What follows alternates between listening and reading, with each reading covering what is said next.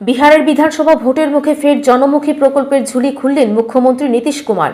এবার ঘোষণা করলেন রাজ্যের 20-25 বছর বয়সী বেকার যুবক যুবতীরা মাসে 1000 টাকা করে ভাতা পাবে, যা চলবে 2 বছর পর্যন্ত। শুধু তাই নয়, সরকারি চাকুরিতে মহিলাদের জন্য 35% সংরক্ষণ, বিহার যুব কমিশন গঠন, দ্বাদশ উত্তীর্ণদের জন্য 4000 টাকা ও স্নাতকদের জন্য 6000 টাকা ইন্টার্নশিপ ভাতা সহ একাধিক প্রকল্পের ঘোষণা করেছেন তিনি।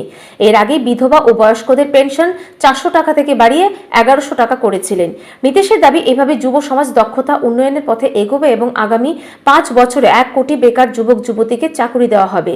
তবে বিরোধীরা বলছে সবটাই ভোটের আগের খয়রাতির রাজনীতি। তাদের অভিযোগ, উন্নয়নহীন 5 বছর পার করে এখন মরণকালে হরিনাম করছেন মুখ্যমন্ত্রী। রাজনৈতিক মহলের মতে কংগ্রেস আর জেডিইউ প্রশান্ত কিশোরের দল জনসুরজকে সামনে রেখে এবারের ভোটে নীতিশের লড়াই আরও কঠিন। আইন শৃঙ্খলা ও ভাবমূর্তি নিয়ে চাপে থাকা এই প্রবীণ রাজনীতিক শেষ মুহূর্তে খয়রাতির অস্ত্র দিয়ে ভোট যুদ্ধে নামছেন। ব্যুরো রিপোর্ট, ঋদ্ধি নেটওয়ার্ক।